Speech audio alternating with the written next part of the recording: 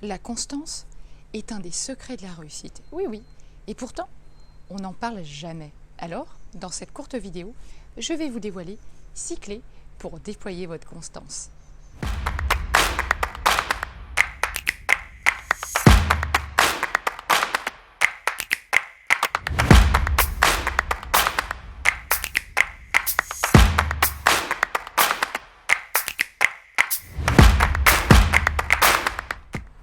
Bonjour les humanistes, je suis Vanessa, coach philanthrope et conférencière audacieuse sans complexe. J'aide, j'accompagne les entrepreneurs du futur mal à l'aise dans leur communication, timides, à gagner en confiance en soi et surtout, à devenir des leaders impactants et charismatiques. Alors, la constance.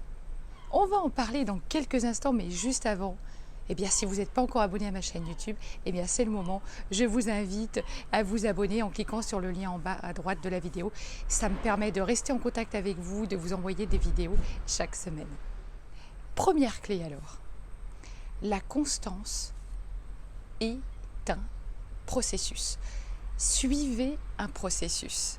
Fixez-vous sur le chemin, sur votre chemin, pas sur le résultat. La réussite, c'est pas un résultat. C'est vraiment suivre son chemin avec son cœur, mais c'est pour ça mettre en place un certain nombre d'actions. C'est passer à l'action, c'est élaborer des stratégies et faites le premier pas du reste de votre vie. Deuxième clé, instaurer un rituel gagnant. De nouvelles habitudes. Et vous savez, les nouvelles habitudes s'ancre par la répétition. Et oui, au début, ça va sans doute vous ennuyer, peut-être que vous allez trouver ça, voilà, pour pas dire autre chose, mais c'est vrai que notre cerveau apprend par la répétition. Donc, moi, je préfère parler effectivement de rituels gagnants plutôt que de routine qui souvent a peut-être une connotation péjorative, mais voilà, c'est créez-vous de nouvelles habitudes gagnantes dans votre cerveau et vous allez les ancrer par la répétition. Vous pouvez même vous créer et répéter un ancrage de ressources. C'est une technique dont je parle dans une de mes capsules. Je vous invite à vous y référer si vous ne connaissez pas l'ancrage de ressources. Voilà. Répétez, répétez, répétez. Je vous donne, moi, un exemple de mon rituel gagnant de chaque matin. Déjà, quand je me lève, j'émets un sourire. Et je suis dans la gratitude, dans la joie que va m'offrir cette nouvelle journée.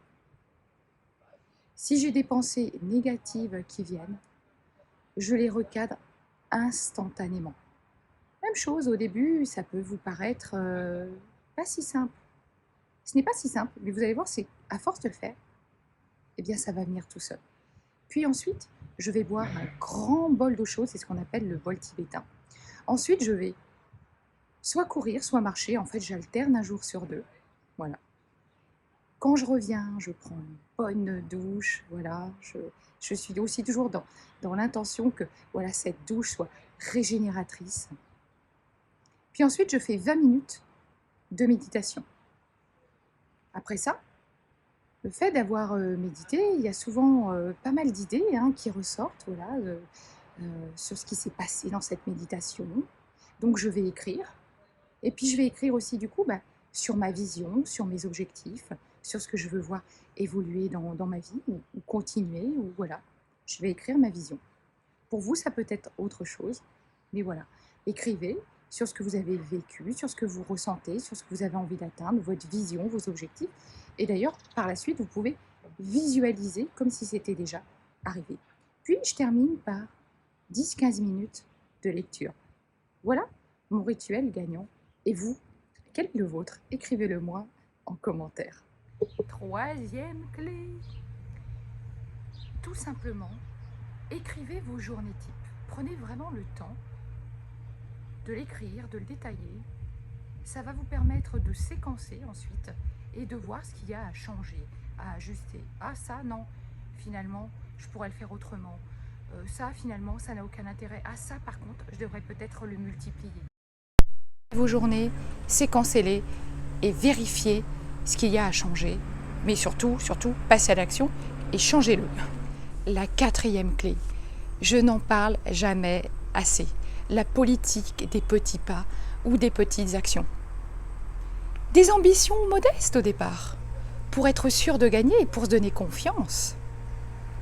Et puis après, vous pourrez effectivement avoir des ambitions plus grandes, mais au départ, soyez modeste pour être sûr d'obtenir les résultats que vous souhaitez.